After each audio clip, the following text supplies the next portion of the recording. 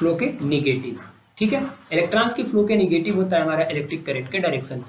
और हमारा electrons move किधर करेगा, यानी नेगेटिव चार्ज किधर मूव करेगा, लोअर पोटेंशियल से हायर पोटेंशियल की तरफ, यानी कुछ ऐसे हमारा नेगेटिव चार्ज ब्लैक कलर से मैंने दिखाया है।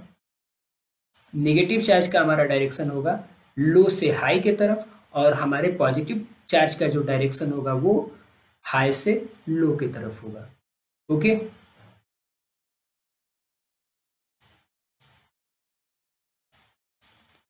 अब देखिए सबसे पहले हम लोगों ने क्या समझा, हम लोगों ने समझा जब हम लोगों ने टॉपिक स्टार्ट किया था फ्लो ऑफ इलेक्ट्रॉन्स, तो हम लोगों ने देखा कि मेटल जो होते हैं वो हमेशा क्या बनाते हैं, मेटेलिक बॉन्ड बनाते हैं। क्यों? क्योंकि इनके पास फ्री इलेक्ट्रॉन्स होते हैं जो कि एटम से अनबाउंड होते हैं, यानी बाउंड नहीं होते। जैसे मान लीजिए हमारे पास Mg2+ है, तो Mg2+ का देखिए लास्ट ऑक्टेट में 2 इलेक्ट्रॉन फ्री हैं, और ये फ्री हैं तो ये रेंडमली किधर भी मूव कर सकते हैं, किसी भी डायरेक्शन में मूव कर सकते हैं और किसी भी स्पीड से मूव कर सकते हैं। ठीक है, इनके मूवमेंट की वजह से क्या होगा कि कंडक्टर के पास एक ऐसी क्वालिटी आ जाएगी जिसके वजह से उसके अंदर इलेक्ट्रिक करंट की मूवमेंट पॉसिबल हो सकेगी। ठीक है, but because of this movement, because of this random movement, कोई नेट फ्लो इलेक्ट्रॉन का किसी पार्टिकुलर डायरेक्शन में ऑब्जर्व नहीं होगा। तो हम लोग करेंगे क्या कि जो मेटेलिक वायर हमारे पास था, ये जिसमें हमारे इलेक्ट्रॉन रैंडमली मूव कर रहे थे, उसको बेंड करके किसी बैटरी के पॉजिटिव और नेगेटिव टर्मिनल से हमने जोड़ दिया।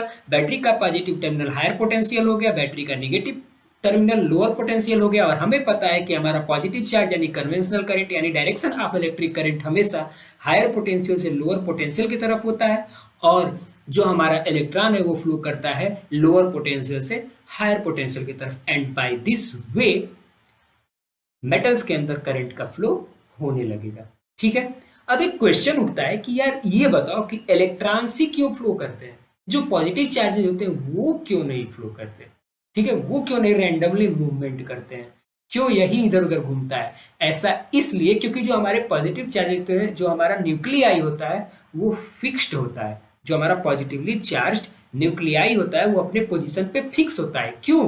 क्योंकि वो बहुत ज्यादा हैवी होता है in compare to electrons. Electrons जो होते हैं उनका वेट काफी कम होता है, जिसके वजह से वो काफी ज्यादा मूवमेंट करते हैं। ठीक है, कह सकते हैं निग्लिजिबल होता है एक्चुअली उनका मास।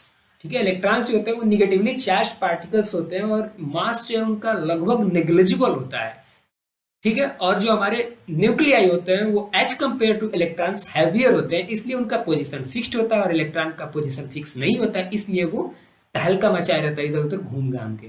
ठीक है, सो आई होप कि आप लोग को ये लेक्चर समझ में आया होगा कि कैसे मेटल्स के अंदर करंट का फ्लो होता है। ठीक है, सो हमारा नेक्स्ट टॉपिक जो होगा वो होगा electric potential and potential difference. इसको फटाफट आप लोग स्क्रीनशॉट ले लीजिए, और ये चीज काफी अच्छे से आप लोग समझ जाइएगा। यही सारा खेल है। इसमें मैं एक चीज और बढ़ाना चाहता हूं कि अगले स्टेप में हमने क्या किया, नेक्स्ट स्टेप में हमने क्या किया, इसमें ध्यान दीजिएगा कि मेटेलिक वायर को बेंड कर दिया। बेंड करने के बाद कनेक्ट कर दिया, connected to the positive and negative charge of a battery. फिर क्या हुआ, high potential and low potential generate हो जाएंगे, जिसके वजह से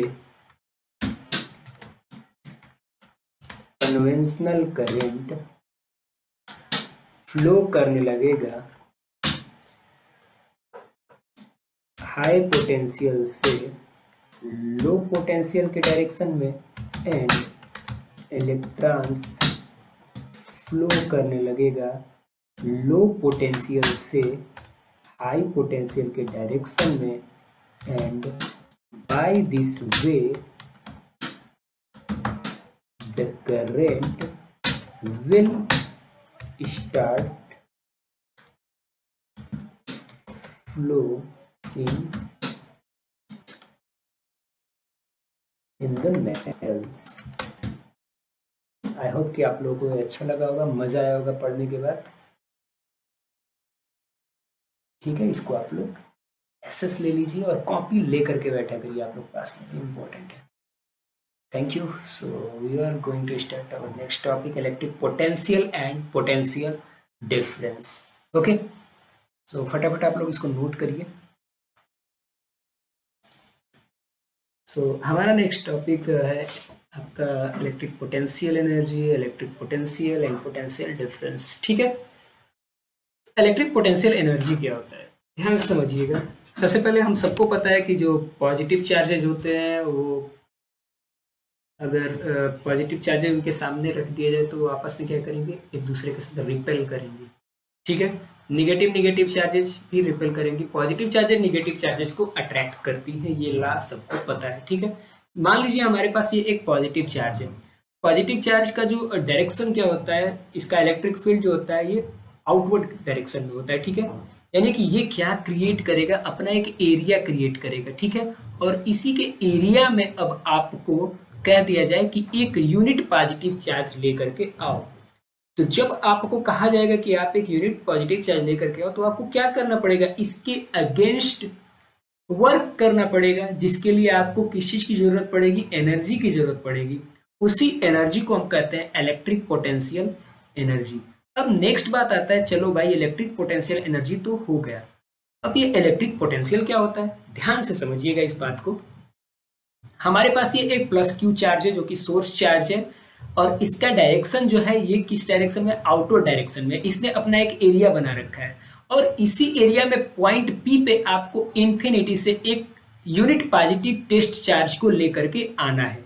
ठीक है, ये सोर्स से पी तक का डिस्टेंस डी दिया हुआ है। ठीक है, आपको यहां से यहां तक की दूरी, पी तक की दूरी डी दी गई है, पी तक आपको लेकर के आना है, जो इन्फिनिटी पे आपको ये positive test charge plus Q दिख रहा है इसको।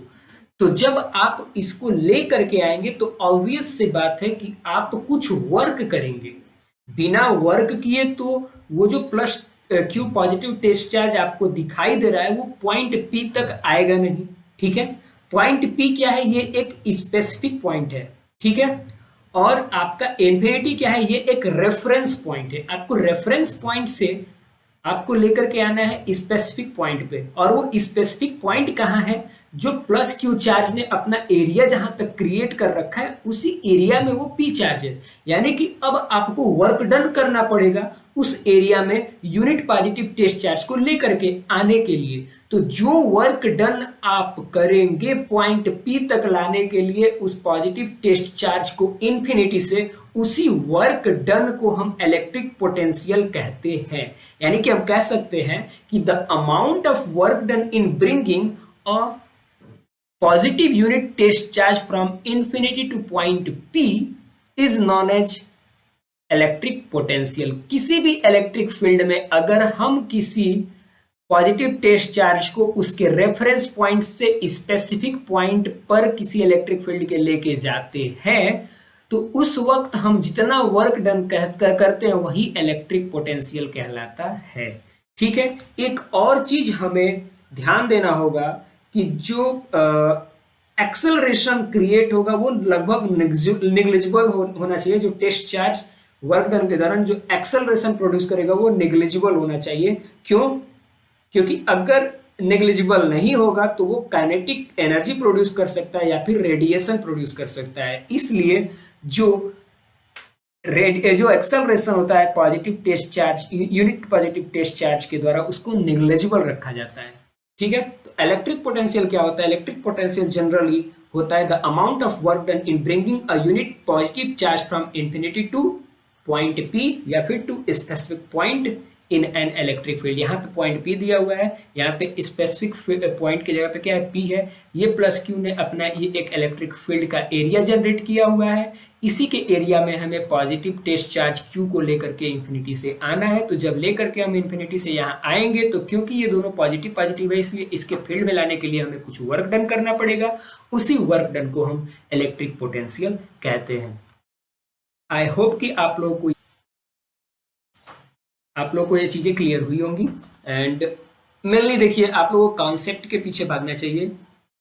आप लोग चीजों को याद करने की कोशिश मत करिए, कॉन्सेप्ट को माइंड में रखने की कोशिश करिए। अगर आपका कॉन्सेप्ट क्लियर है तो सब कुछ क्लियर है।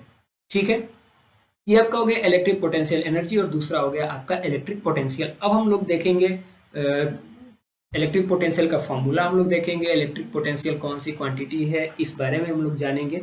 ठीक है, ठीक है, छोटी छोटी पॉइंट्स है, ये चीजें जान लीजिए। इलेक्ट्रिक पोटेंशियल को V से डिनोट किया जाता है और इलेक्ट्रिक पोटेंशियल ये एक स्केलर क्वांटिटी होती है।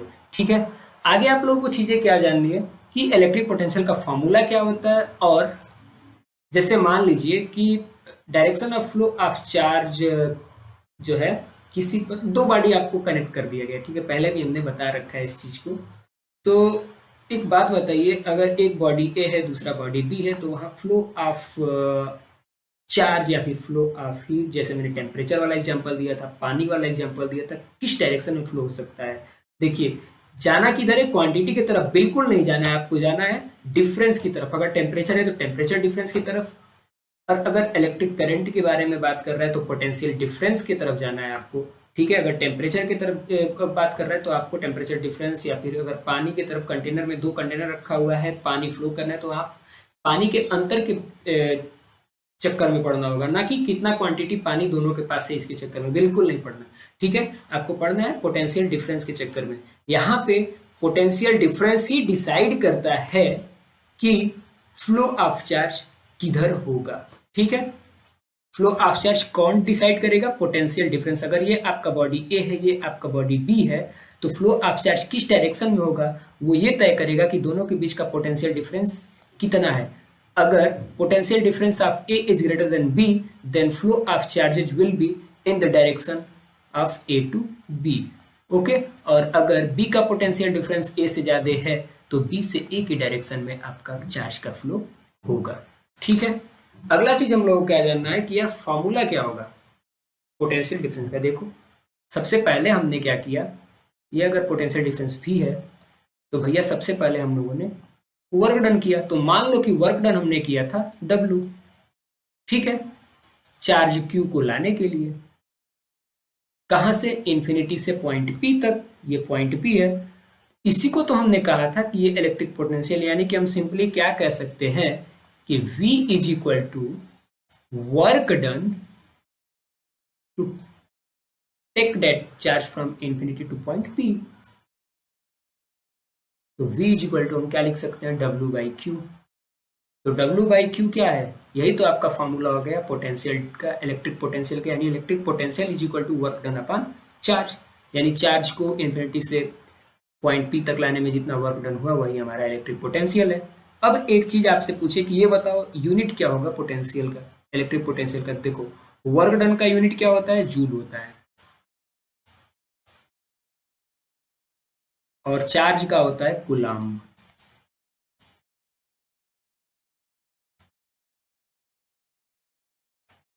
ठीक है,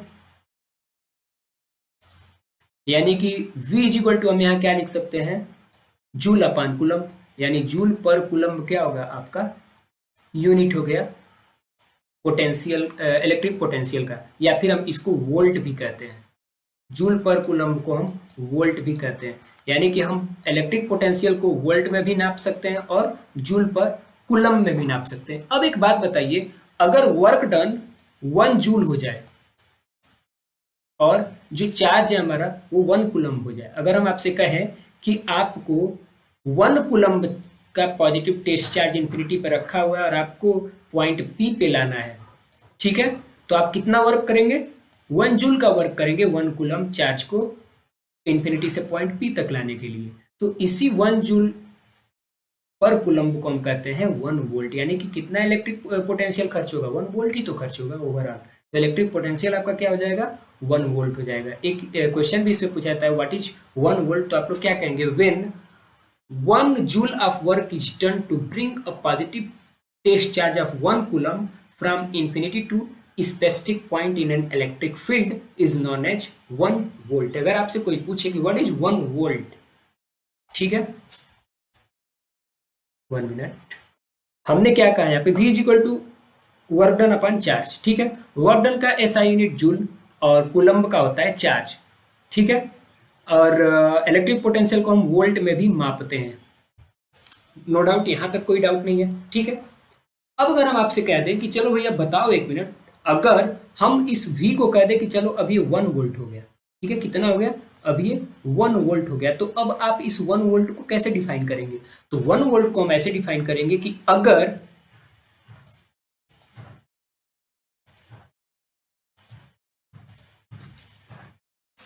when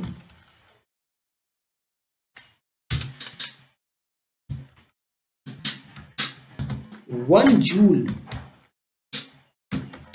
of work is done to bringing a unit positive charge of 1 coulomb from infinity to the specific point in an electric field, then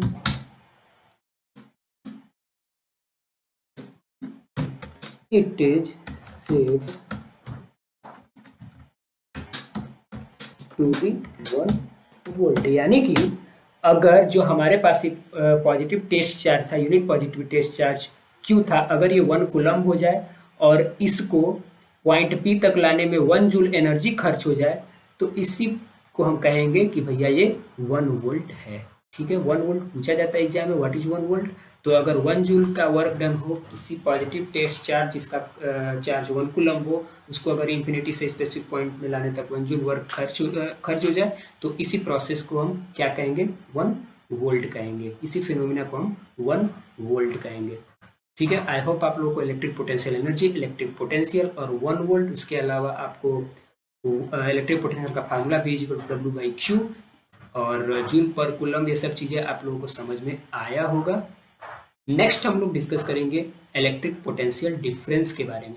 what is electric potential difference? फटाफट आप लोग screenshot ले लीजिए, इसको नोट कर लीजिए। ये chapter काफ़ी इंटरेस्टिंग है, काफ़ी आप लोग को मजा आएगा और मैं कोशिश कर रहा हूँ आपको छोटी से छोटी चीज़ें बताने की और इजी से इजी लैंग्वेज में बताने की, ओके।